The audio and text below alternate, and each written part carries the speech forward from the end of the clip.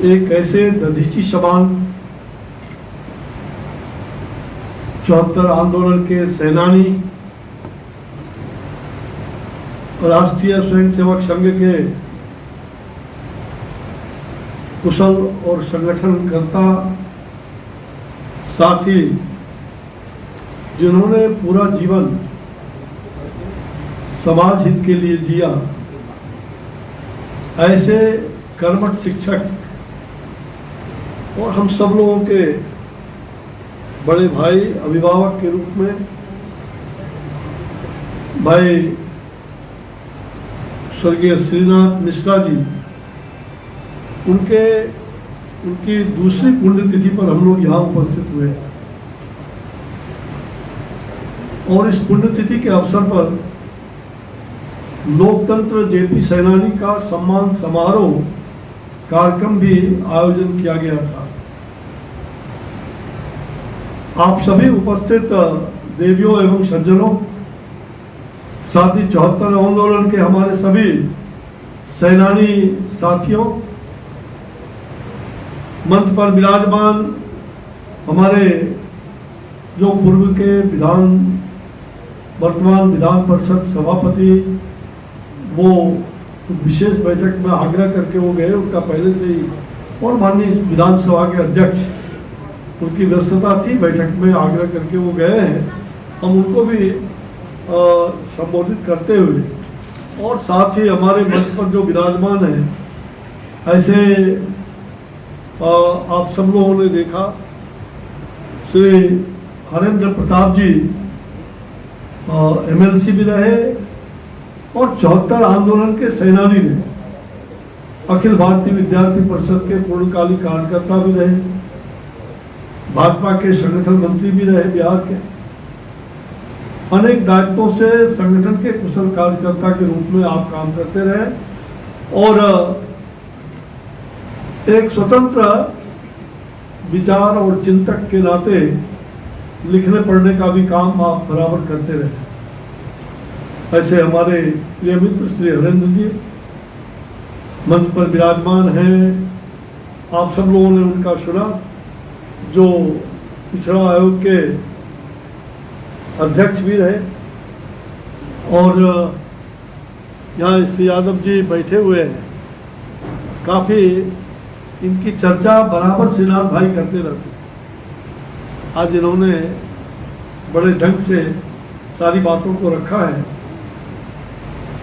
हमारे यहाँ बैठे हुए जिनका उद्बोधन, आध्यात्मिक उद्बोधन, और जिन्होंने आध्यात्मिक सांस्कृतिक चेतना जगाने का काम किया है, ऐसे हमारे बीच विराजमान स्वामी सुरेश्वरानंद जी सरस्वती के रूप में हरिओम फाउंडेशन के संस्थापक भी रहे और एक आध्यात्मिक संत के रूप में आप यहाँ श्रद्धांजलि अर्पित करने आए थे।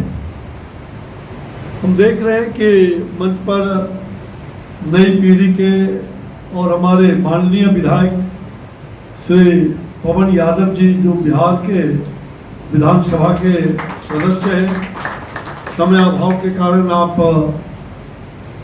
बातचीत नहीं कर पाए, और कहलगांव से आप माननीय विधायक हैं।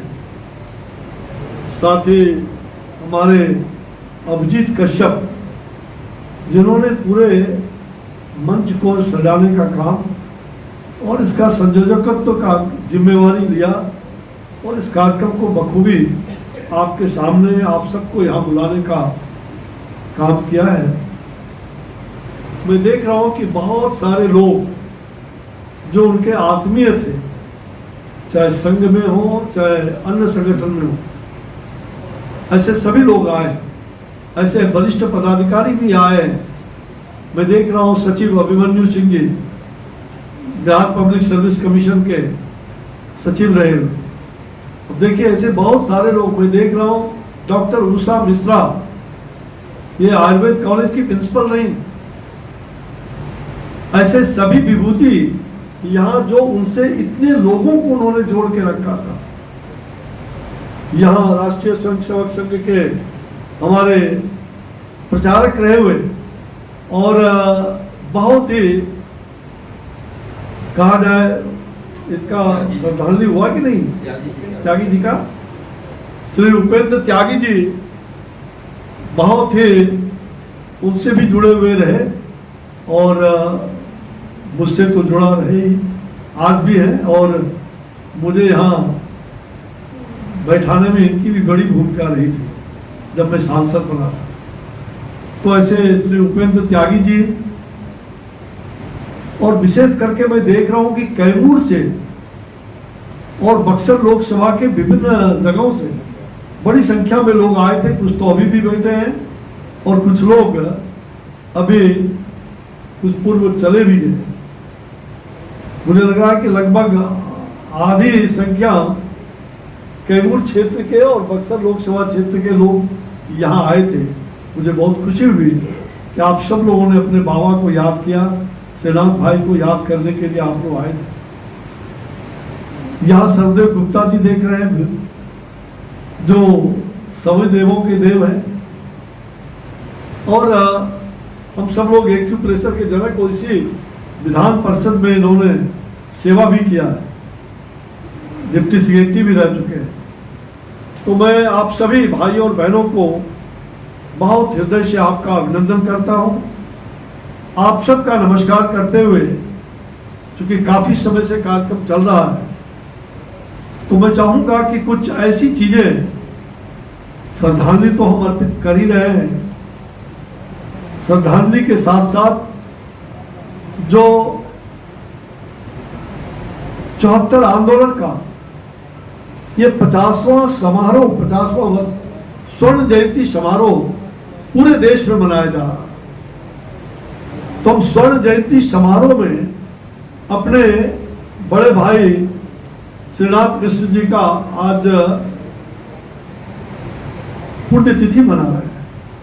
और आज एक ऐसे मनीषी का भी पुण्यतिथि है जो आप सब लोग जानते हैं, भारत रत्न और इस देश के पूर्व प्रधानमंत्री श्रद्धेय अटल बिहारी वाजपेयी जी का आज पुण्यतिथि है।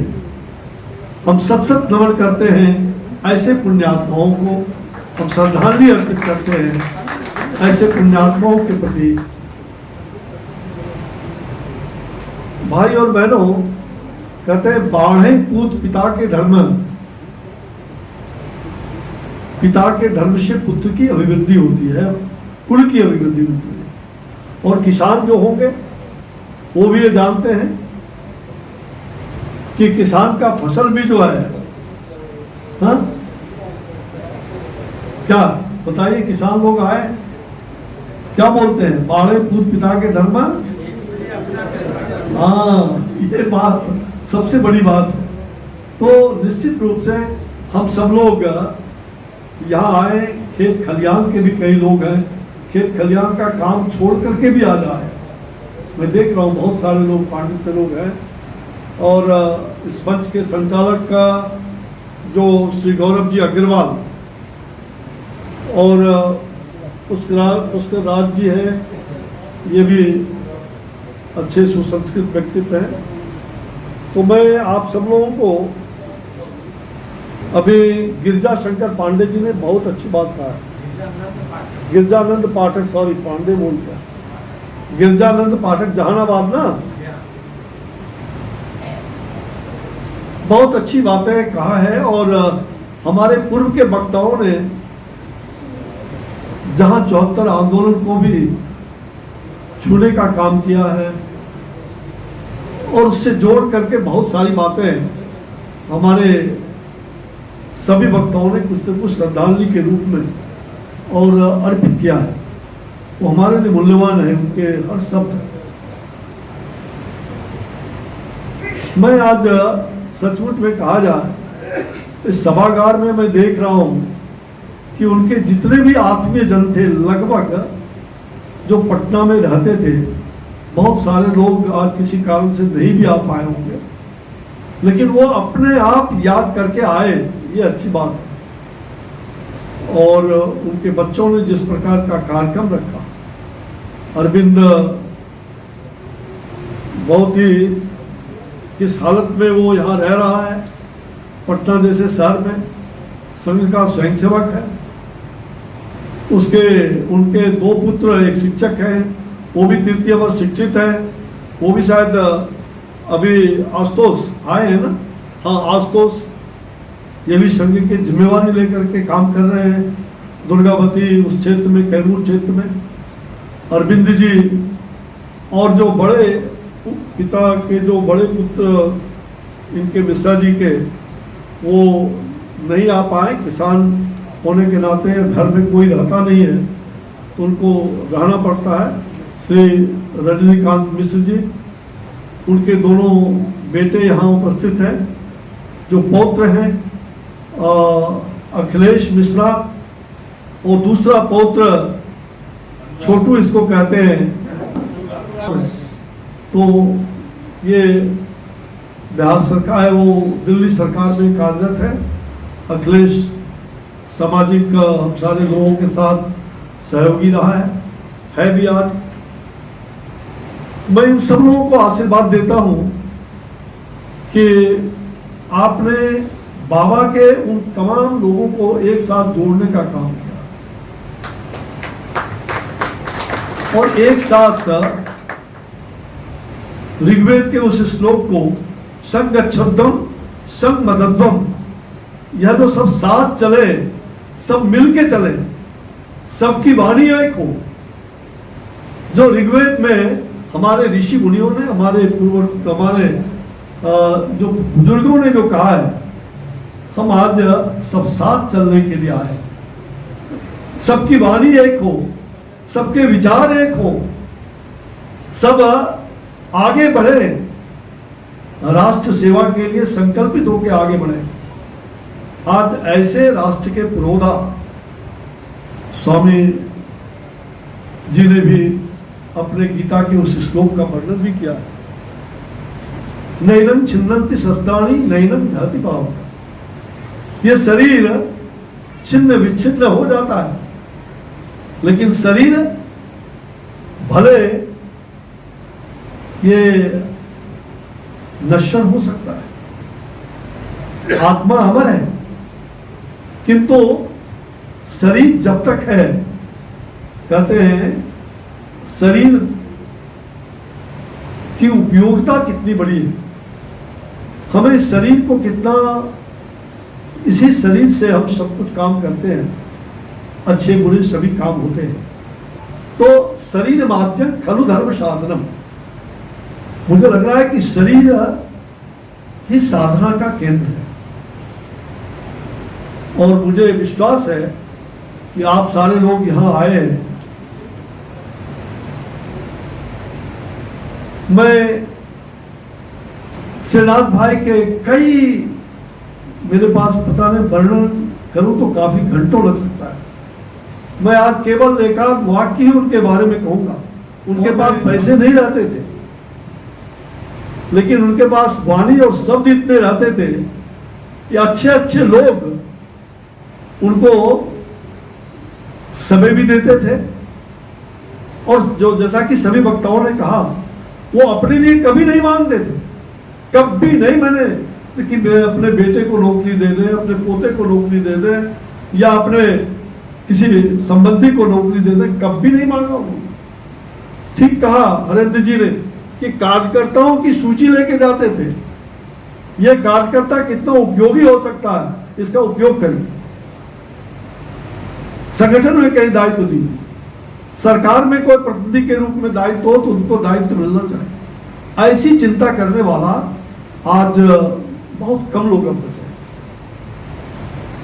सब लोग अपनी चिंता में रहते हैं, अपने होड़ में रहते हैं, और वो समाज के ऐसे कर्मठ लोगों को, उनको आगे कैसे बढ़ाया जाए, इसकी चिंता वो करते हैं। लगातार इधर कुछ वर्षों से अस्वस्थ चलने के बावजूद भी दिल्ली के अंदर उनकी इलाज हो रही थी। और उसके पहले मुझे याद है 2014 में उनकी शल्य चिकित्सा हुई, हृदय रोग की। मैं उसमें सांसद बना था। मैं अस्पताल में कई बार जाता आता रहा, और वो कहते थे कि आप प्रेरणा देते रहते थे कि आप अपनी वाणी को कभी बंद नहीं रखेंगे, मुखरता से संसद का उपयोग करिए। एक एक चीज वो प्रेरणा देते रहते थे। आज ऐसे भाई कम मिलते हैं। बड़े भाई के रूप में हमने बराबर उनका सम्मान भी दिया है। और जेल में भी, जो तो मैं मीसा का प्रिजनर था, वो उस समय DIR प्रिजनर थे बक्सर जेल में। मेरा सेल अलग था, उनका अलग था, किंतु मुझे तब तक कहाँ खबर मिली कि 1 साल का उनका लड़का था, जेल में थे, 1 साल का पुत्र, वो दवा के अभाव में उसकी मृत्यु हो गई। तो देर से पहुंच पाए थे पैरोल पर। आज 4 भाई ये होते, 3 ही भाई है, 1 साल में ही उसकी मृत्यु हो गई। पैसे का अभाव, कैसे परिवार चला, लेकिन कभी भी किसी के आगे हाथ नहीं पसारा उन्होंने। भगवान की बहुत बड़ी कृपा रही उन पर। और मैंने कहा कि सब प्रकार के लोगों को, चाहे वो IAS हो, चाहे पॉलिटिशियंस हो, चाहे समाज सेवक हो, सबके प्रति उनका सम्मान और सबके प्रति बड़ा निश्चल भाव से अपनी बातों को बड़े ढंग से रखते थे, प्रस्तुत करते थे। और उसको अगर कोई काटे भी तो उसको भी फिर से उस वाक्य को दोहराते थे कि नहीं, इस वाक्य में दम है, आपके वाक्य में अगर दम है तो उस बात को स्वीकार भी करते हैं। ऐसा व्यक्ति बहुत कम होता है। मुझे याद है बक्सर में एक बार वो आए, जो तो चुनाव के कालखंड में कई बार, वो उसके पहले उनका बड़ा प्यार, बड़ा सहयोग मिलता रहा। किंतु बक्सर में वहां का कार्यालय का उद्घाटन होना था संघ का, और राष्ट्रीय स्वयंसेवक संघ के परम पूज्य सरसंघ चालक माननीय मोहन भागवत जी जो अभी है, उनका वहां शुभागमन हुआ। उनके कर कमलों से वहां कार्यालय का शिलान्यास हुआ था, पूजन हुआ। और उस कार्यक्रम के बाद हम लोग दिल्ली जा रहे थे। उसी जिस ट्रेन से डिलक्स से जा रहे थे, उसी से हम लोगों का भी यात्रा था। शाम को थोड़ी देर बातचीत हुई परम पूज्य सरसंघचालक जी से। तो उन्होंने कहा, श्रीनाथ जी, आपसे बहुत लंबा समय हो गया बातचीत होते हुए। कुछ बहुत सारी बातें उन्होंने किया और कहा कि अब आज रात हो गई है, कल सुबह नाश्ता पर हम लोग मिलेंगे। और सुबह नाश्ता पर सुबह आ जाइए 7 साढ़े 7 बजे। तो हम लोग दूसरे पस्टेसी में ही दूसरे में थे और वो दूसरे कुप्पे में थे। फिर सुबह हम लोग आए और मुझे याद है कि शायद वहां से सीधे कानपुर तक घंटों, मैं समझ नहीं सकता हूं, मर्यादा में रहते हुए जो उन्होंने परम पूज्य सरसंघ चालक जी से बातचीत किया है, एक एक बात, चाहे वो भारत के उच्चस्थ पद पर विराजमान ऐसे लोगों के बारे में हो, चाहे समाज के नीचे तबके के लोगों को क्या मिलना चाहिए, क्या नहीं मिल रहा है,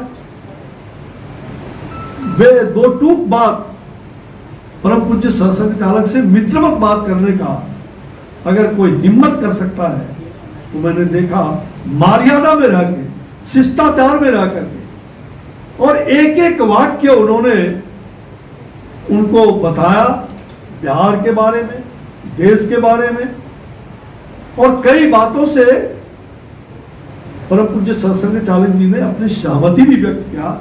और जहां सहमति व्यक्त करने की आवश्यकता वो महसूस नहीं किए, या सहमति होने के बावजूद भी उनके वाक्यों को उन्होंने हंसते हुए, अरे श्रीनाथ जी आप तो हमारे भाई हैं, हंसते हुए उनको स्वीकार कर दिया।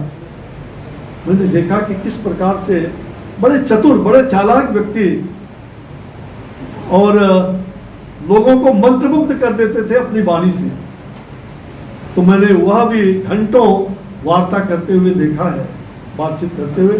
कभी वक्त आएगा मैं चाहूंगा कि पुस्तकों में आज इस कार्यक्रम के बाद हर बार हम लोग इनकी पुण्यतिथि जयंती मनाएं, अच्छी बात है, किंतु कुछ चीज़ों को पुस्तकों में कुछ स्मारिका जिसमें लोग अपने अपने स्मरण का कई चीज उसमें डालने का काम करें। एक स्मारिका भी अगले वर्ष तैयार हो जाए। अभिजीत जी या लिखने पढ़ने वाले बहुत सारे लोग हैं, तो उनसे संपर्क करके और कुछ न कुछ सब लोगों की उक्तियाँ उसमें रहे, सब लोगों के या जो जीवन का कुछ भी हिस्सा आपने उनके साथ बिताया होगा या उनके बारे में सुना होगा, समझा होगा, तो अपनी स्मृतियाँ भी आप उसमें कलम से बंद कर सकते हैं। तो ये मेरी इच्छा है, आगे एक स्मारिका के रूप में उनका करना आवश्यक रहेगा। मुझे अच्छी तरह याद है, क्योंकि मैं 74 आंदोलन के शुरुआत के दौर में भी उस आंदोलन की पृष्ठभूमि तैयार करने वालों में अगर राम बहादुर राय जैसे लोग, सुशील कुमार मोदी अब नहीं रहे, ऐसे बहुत सारे लोग, रविंद्र केसरी संगठन बनते थे विद्यार्थी परिषद, और बरसात का मौसम था 1972 में विद्यार्थी परिषद के सामने, कार्यालय के सामने बिहार होटल करके घोष दादा का होटल था, और उसमें मोकनी और चोखा बनाते हुए और खाते हुए घंटों, और वहां पर कैसे राजनीति को मोड़ दिया सकता है छात्र आंदोलन के माध्यम से, मुश्किल से हम लोग 4-5 लोग बैठे थे, और वहां आंदोलन की रणभूमि कैसा हो सकता है उसकी तैयारी हुई। राम बहादुर राय जी आज जनसत्ता में रहे, एक अच्छे देश के जाने माने पत्रकार के रूप में, विद्यार्थी परिषद के उस समय राष्ट्रीय मंत्री थे, और आंदोलन की पृष्ठभूमि तैयार की गई। मुझे लग रहा है कि आने वाली पीढ़ियां शायद इसको समझ नहीं पाए। स्मारकाएं भी तैयार हुई थी उस समय। मुझे अच्छी तरह याद है कि उसी समय तय हुआ कि हम लोग यूथ फॉर डेमोक्रेसी इस विषय पर जेपी को बुलाए। हम लोग आए हैं आपसे प्रार्थना करने के लिए कि आप युवाओं को आह्वान करने के लिए पटना विश्वविद्यालय में यूथ फॉर डेमोक्रेसी का शब्द एक विषय रखा है। 74 आंदोलन का के पूर्व, ये मैं 72 के लास्ट की बात कह रहा हूँ, 73 में, और उन्होंने कहा कि ठीक है 72 के अंतिम महीने की, और तिथि याद नहीं है अभी, तो उन्होंने कहा ठीक है मैं जाऊंगा, आप लोग जाओ, भूख हड़ताल बंद करो और जाओ, मैं उस कार्यक्रम में आऊंगा। व्हीलर सीनेट हॉल, जिसका नाम मैंने बदल करके, क्योंकि मैं बाद में पटना विश्वविद्यालय छात्र संघ का अध्यक्ष बना, तो मैंने व्हीलर सीनेट का नाम बदल के स्वामी विवेकानंद भवन किया। तो उन्होंने कहा कि मैं जरूर आऊंगा, और जेपी ने स्वीकार किया, और उसी विषय पर मैं और सुशील जी दिल्ली गया था। भाई सुशील जी आंदोलन के बहुत ही अग्रणी नेता के रूप में हम सब लोगों ने उस आंदोलन को देखा है। कुलदीप नैयर साहब से कहा छात्र संघ का उद्घाटन करना है, और छात्र, मैं इसलिए कह रहा हूं इस बात को, मैं जानता हूं कि इसमें अधिकांश लोग जेपी सेनानी, बहुत कम लोग हैं, अधिकांश लोग ऐसे हैं जो जेपी आंदोलन को बहुत कम जानते होंगे, ऐसे लोग भी हैं।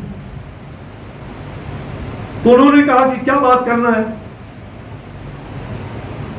कुलदीप नैयर को मिलने गए उनके घर पर, और कुलदीप नैयर ने उद्घाटन का, पटना विश्वविद्यालय छात्र संघ का जो चुनाव हुआ था, उस छात्र संघ के उद्घाटन के लिए उनसे हम लोगों ने आग्रह किया था, और साइंस कॉलेज में उस छात्र संघ के उद्घाटन का वो उद्घाटन करें, और कुलदीप नैयर जी को कहा था कि आप दिन में यूथ फॉर डेमोक्रेसी पर आप उस पर भी चर्चा करें, और सायंकाल जेपी का अलग से छात्रों के बीच चर्चा है। मित्रों, ये 72 का समय था, और 73 के जनवरी महीने में कुलदीप नैयर आए थे। पहली बार हिंदुस्तान की राजनीति में छात्रों के द्वारा युवा शक्ति को किस प्रकार से उपयोग किया जा सकता है, ये दो व्यक्तित्व, कुलदीप नैयर, ये तो पत्रकार के नाते सुप्रसिद्ध पत्रकार थे। राम बहादुर राय जी ने भूमिका बनाई थी और हम सब लोगों ने उसको जोरदार रूप से आगे रखा। और लोकनायक जयप्रकाश नारायण उस समय जेपी कहलाते, जयप्रकाश जी कहलाते, लोकनायक नहीं हुए। छात्र आंदोलन ने उनको लोकनायक की उपाधि से पूरे देश ने नवाजा। और मुझे याद है कि जेपी उस समय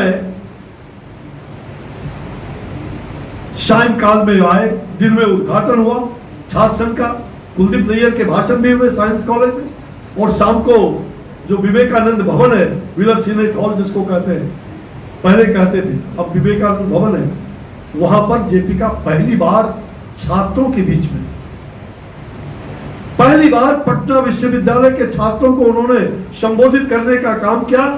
और उन्होंने पहले ही हम लोगों से संकल्प लिया था कि मैं अगर जाऊंगा तो आप लोग कॉलेज छोड़ने के लिए तैयार हो या नहीं हो सकता है कि साल 2 साल कॉलेज भी छोड़ना पड़े, अगर तैयार हो तो मैं उस बात को वहां कहूंगा। हम लोगों ने कहा जेपी आप जो चाहें आप हम सबका उपयोग कर सकते हैं, हम छात्र आपको सुनने के लिए ही नहीं, 42 के क्रांति का वो पुजारी जिनको सिले बर्फ सिले पर सुनाया गया था कई दिनों तक, आप सबको मालूम होगा, जेपी जेल से हजारीबाग जेल में, तो ऐसे क्रांतिवीर 42 की क्रांति को एक योद्धा के रूप में जेपी ने जब हम सब लोगों को पटना विश्वविद्यालय के उस हॉल में शाम को कहा, क्या इसमें से कितने लोग केवल अपनी फीस की बात करते हो, केवल छात्र अपने मुद्दों की बात करता है, क्या आप समाज के मुद्दों के लिए प्रखर हो गए, क्या आप राज्य और राष्ट्र के मुद्दे के लिए आगे आओगे? कौन कौन लोग हैं, हाथ उठाओ। तो एक स्वर में हजारों हाथ उठ गए। और तब जेपी ने कहा, मुझे याद है उस संध्या में, कि हमारा सत्य और अहिंसा पर आंदोलन होगा, और यह आंदोलन छात्र युवा शक्ति को आगे बढ़कर के करना चाहिए। और जिस दिन मुझे आवश्यकता लगेगी मैं घोषणा करूंगा, तो आप लोग कॉलेज छोड़ करके समाज के भ्रष्टाचार के खिलाफ, जातिवाद के खिलाफ आप लड़ाई लड़ोगे या नहीं लड़ोगे? तो एक साथ स्वर उठे और मुझे याद है दोनों हाथ उठा के पटना विश्वविद्यालय के छात्रों ने कहा कि हम जेपी आपके साथ हैं, बुलंदी के साथ। और जेपी को हम लोगों ने वहां उनके बल को और दुगुना करके और वहां से विदा किया था। और उसके बाद मुझे याद है 17-18 फरवरी 1973 छात्र नेता सम्मेलन, क्योंकि उसके पहले पटना विश्वविद्यालय छात्र संघ का चुनाव हुआ था, मैं उसका गिलहरी के रूप में पूरे चुनाव का काम देख रहा था। उस छात्र संघ के अध्यक्ष, मैं उनका नाम लेना उचित नहीं समझूंगा, बिहार के रहनुमा मुख्यमंत्री रह चुके, माफ करिएगा, मैंने जीवन में कभी भी ऐसे लोगों से कंप्रोमाइज नहीं किया, और मैं स्वाभिमान के लिए लड़ता रहा हूं और लड़ते रहूंगा। मैं संघर्ष को साथ देने वाला हूं, मैंने संघर्ष जीवन में अपनाया। और मैं अभी प्रधानमंत्री जी ने एक घोषणा किया 15 अगस्त को स्वाधीनता दिवस पर, उन्होंने घोषणा किया 1 लाख लोग कम से कम अभी वो तैयार कर रहे हैं, ऐसे युवाओं को तैयार किया जाएगा जो कभी किसी का सगा संबंधी नहीं होगा राजनीति में। ऐसे 1 लाख लोगों को, युवाओं को आगे आने का, युवा और युवती, मुझे बहुत खुशी हुई उनसे। मैं तो किसान का बेटा था, कभी कोई राजनीति में हमारे परिवार से नहीं आया था, और उस समय मुझे अग्रिम पंक्ति में मुझे लड़ने का मौका मिला, एक सिपाही बन के, एक योद्धा बन करके। शायद बिहार के आंदोलन में वो दिन भी, फुलवारी सिर्फ जेल कांड हो या जितने भी आंदोलन हुए, गर्म सलाखे से भी दागे गए। मैं कई बार होश बेहोश रह करके अस्पतालों में मौत और जीवन के साथ कितने बार संघर्ष किया, लेकिन आज जेपी के उसी वसूल को मुझे याद है इसी फुलवारी सिर्फ जेल में, जहां गर्म सलाखे से मेरे आंख निकालने का साजिश मुझे समाप्त कर दिया था। 6 महीना अस्पताल में पीएमसीएच में मौत जीवन से जूझ रहा था। जेपी आए और रो पड़े मेरी दादी से लिपट करके, और उन्होंने कहा कि ये परकीय, उस समय के वॉइस ऑफ अमेरिका और बीबीसी लंदन ने वो समाचार पहली बार दिया जब जेपी ने कहा कि आज की जो शासक है शासन, ये परकीय शासन उससे भी क्रूर ये स्वकीय शासन है, जो छात्रों पर इतना बड़ा अत्याचार करते हैं, इतना बड़ा दमन करने वाला ये स्वकीय शासन है। ये पहली बार मुखर होकर के जेपी ने अपनी आवाज बुलंद की, और सभी जगह पर उस घटना को उन्होंने देश के कोने कोने में जाके जिक्र किया, फुलवारी सिर्फ जेल कांड के, ताकि सारे जेल टूट रहे थे। फुलवारी सिर्फ जेल कांड के बाद कई घटनाएं, बिहार का मुंगेर जेल टूट गया, भागलपुर जेल टूट गया, हजारीबाग टूट गया। जेल के अंदर छात्र विद्रोह कर रहे थे। उस घटना के बाद मित्रों मुझे अच्छी तरह याद है, और मैं ये कहना चाहूंगा जेपी का, और मैं अंत में जेपी के बारे में 2 कविता आपके सामने, छोटी सी कविता बाद में रखूंगा। मैं केवल इस बात को याद दिला रहा हूं, और अपने ऐसे नए लोगों के बीच में चाहूंगा, छात्रों के बीच, युवाओं के बीच, क्योंकि देश में परिवर्तन कोई कर सकता है तो छात्र युवा शक्ति ही देश में परिवर्तन ला सकता है। चाहे वो इजराइल की बात लीजिए, चीन की बात लीजिए, जापान जर्मनी की बात लीजिए, हिंदुस्तान के अंदर बात लीजिए, देश में परिवर्तन के आकांक्षी अगर कोई हो सकते हैं तो छात्र युवा शक्ति ही हो सकता है। और इसलिए जिस समय हम लोगों ने कहा था सत्ता ना हो भ्रष्टाचारी, हम पर भी है जिम्मेवारी, हम पर भी है जिम्मेवारी, छात्र उठे हैं अब ललकार, नहीं चलेगा भ्रष्टाचार, नहीं चलेगा भ्रष्टाचार। मेरे प्यारे भाई और बहनों, आज आवश्यकता है, ठीक हमारे गिरजा जी का जो उद्बोधन हुआ है वो आवश्यक था। हम मनाएंगे, हम हर बार जयंती मनाएंगे, पुण्यतिथि मनाएंगे, ऐसे पुण्यात्माओं को याद करना भी हमारा कर्तव्य हो जाता है। लेकिन जेपी को भूल गए, जेपी के वसूलों को भूल गए। जेपी ने जिस मुद्दे पर हम सब लोगों को संगठित किया, पूरे देश को एक सूत्र में बांधने का काम किया, और लोकतंत्र के विषय पर, भ्रष्टाचार के विषय पर, महंगाई के विषय पर जेपी ने छात्रों को आगे लाने का काम किया था। और छात्र आंदोलन, हम लोगों ने 18 मार्च को विधानसभा को घेराव किया, हमारी बाहें टूट गई, सुशील जी के कमर में चोट लगी, पूरे कपड़े, और मेरे कान के बगल से गोली गुजरी, और वो कान से गुजरी हुई गोली जमुई के एक लड़के के मुंह में गया, वो लड़का हताहत हो गया। और उस दिन बीबीसी लंदन पर और पीटीआई के समाचार में आता है कि छात्र नेता फल्ला छात्र नेता हताहत हो गए गोली। माफ करिएगा, ऐसे छद्म रूपी छात्र नेता उस समय भी भ्रष्टाचार के खिलाफ, और जेपी ने ऐसे लोगों को 20 सभा में छात्र संघर्ष समिति की बैठक में उठा करके कहा तुम यहां से सीधे निकलो। ऐसे लोग भ्रष्टाचार की लड़ाई नहीं लड़ सकते। बाद में मुख्यमंत्री भी बने, लेकिन उस समय भी जेपी ने डांटते हुए कहा 1 लाख कूपन का हिसाब पहले यहां दो, तब इस बैठक में बैठो। कि भ्रष्टाचार के खिलाफ लड़ाई लड़ने चले हो और भ्रष्टाचारी बन जाओ तो कौन सा छात्र आंदोलन होगा। मुझे याद है कदम कुआं में उस बैठक से भी भागते हुए, डांटते हुए जेपी ने भाग करके कहा भागो, मैं देखना नहीं चाहता हूं इसे। मेरे प्यारे मित्रों, मेरे प्यारे भाई और बहनों, मैं अगर कहूंगा तो बवंडर हो जाएगा, और इसलिए मैं नाम लेना नहीं चाहता हूं। मैं लिख रहा हूं, किताब लिख रहा हूं, शायद मेरे जीते जी वो किताब सामने आएगा। अनेक ऐसी बातें हैं।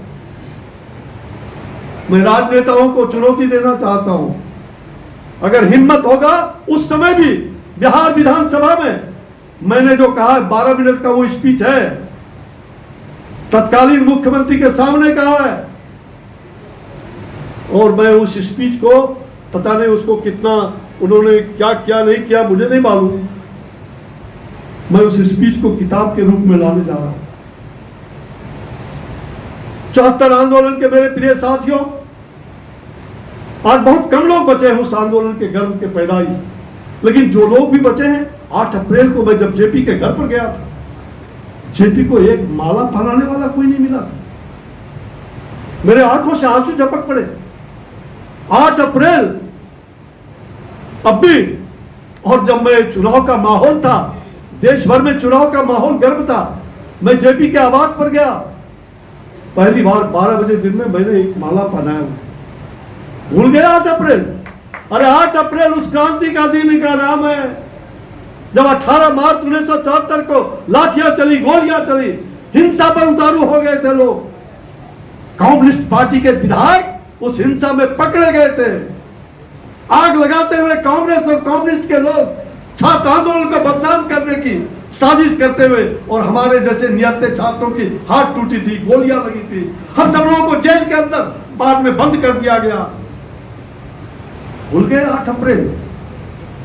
क्योंकि मैं यहां का संयोजक था, जोड़ने वाला, और हमने जेपी को जाकर के गोविंदाचार्य जी प्रचारक थे संघ के, डॉक्टर रमाकांत पांडे आज भी है, ऐसे बहुत तेरे लोग, जब उनको जाके समझाया जेपी को कि जेपी ये छात्रों ने नहीं किया है, ये हिंसक तत्व, ये वामपंथी विचारधारा के लोग हैं जो देश को आग लगाना चाहते हैं, बिहार को। और जेपी जब समझ गए तो जेपी ने उस पर बयान भी दिया। और मुझे याद है अच्छी तरह, 21 मार्च को, 18 मार्च को गोली चला था, 21 मार्च को हमने पटना के अंदर हाथ टूटे हुए हाथ में और साइकिल पर सवार होते हुए, हमारे अनुज सिन्हा IAS बने थे, अब नहीं है वो चले गए स्वर्ग, वो साइकिल चला रहे थे, और मैंने पटना को जोड़ते हुए 21 मार्च को पहली बार इस पटना में मौन जुलूस निकाला। हमला चाहे जैसा होगा, हाथ हमारा नहीं उठेगा। हम अहिंसक नहीं बनेंगे, हम अहिंसा के पुजारी हैं, अहिंसा ही हमारा तलवार है, गांधी का वो बताया हुआ मार्ग। और सच कहिए तो जेपी 8 अप्रैल को कहा कि 8 अप्रैल को हम निकलेंगे, और सड़कों पर पहली बार निकले जेपी। पहली बार कदम कुआं के घर से जब जेपी निकले जीप पर, और जीप के उनके पीछे था, हमला चाहे जैसा होगा, हाथ हमारा नहीं उठेगा। हमला चाहे जैसा होगा, हाथ हमारा नहीं उठेगा। जातिवाद मिटाएंगे, भ्रष्टाचार मिटाएंगे, नया समाज बनाएंगे, नया बिहार, नया देश बनाएंगे, ये संकल्प लेकर के जेपी आगे बढ़े थे। लाखों युवा, युवती और महिलाएं, पुरुष, मुझे याद है वो दिन 8 अप्रैल 1974 को, आज 50 वर्ष हो गए, 91वें वर्ष में प्रवेश कर रहे हैं। ये जेपी छात्र आंदोलन का स्वर्ण जयंती वर्ष चल रहा है, और स्वर्ण जयंती वर्ष में हम अपने भाई श्रीनाथ भाई को याद कर रहे हैं। मेरे प्यारे भाइयों, बहुत सारी बातें हैं, बहुत सारी व्यथा है। संक्षेप में मैंने कहा, अब आगे एक वाक्य केवल कहूंगा उसके बारे में कि जेपी में दूसरी आजादी कैसे हुआ। आपातकाल की बात आई है अभी, आप सब जानते हैं किस प्रकार से प्रयाग हाई कोर्ट में, इलाहाबाद में हाई कोर्ट में उनकी हार हो गई, तत्कालीन कांग्रेस के तानाशाही का परास्त हुआ।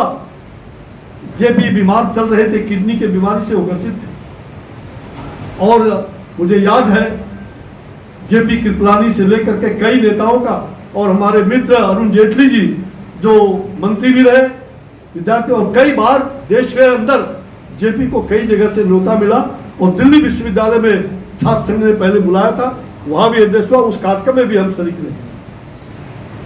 और उस समय से आंदोलन चलता रहा पूरे देश में। पूरे देश में जेपी आंदोलन का स्वरूप हो गया था।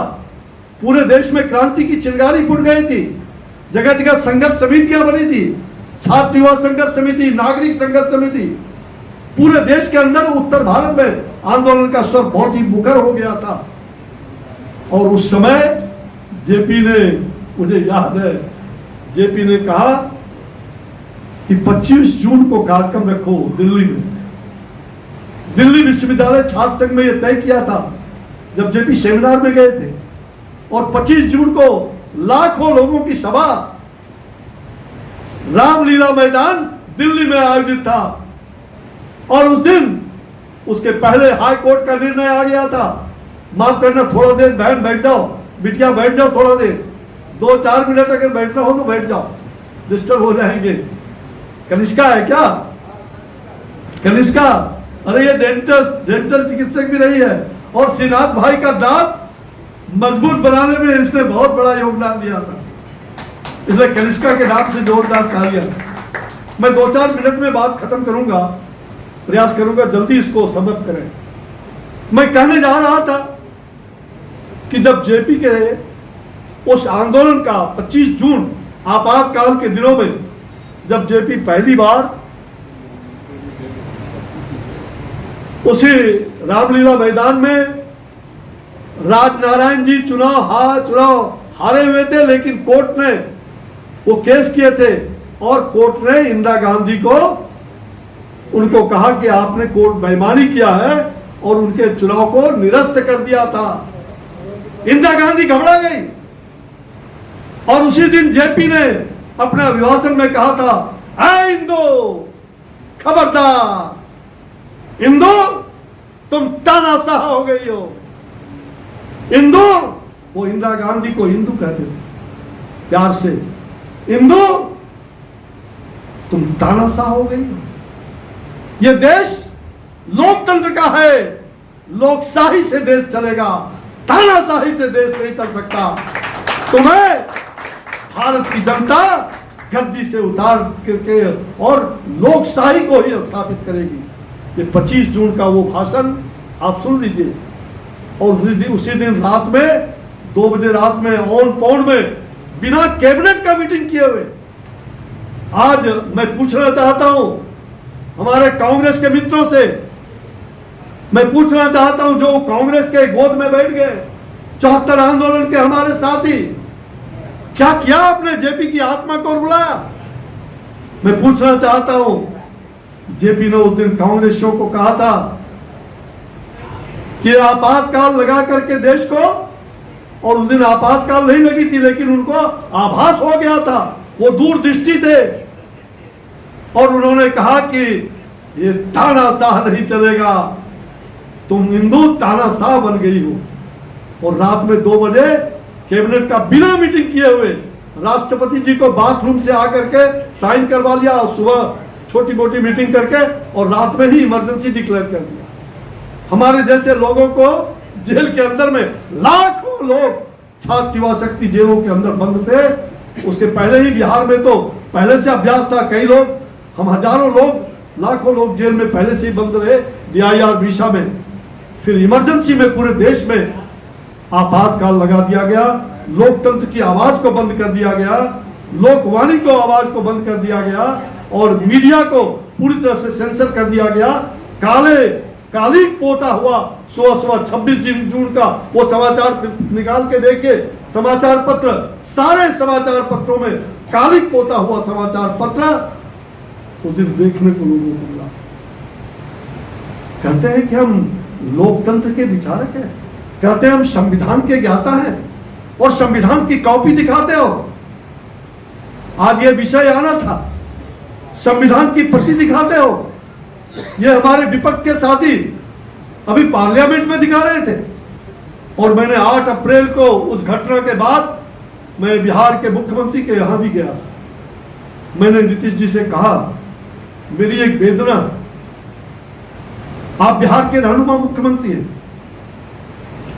आप अस्वस्थ थे इसलिए आप 8 अप्रैल को नहीं जा पाए उनके घर पर।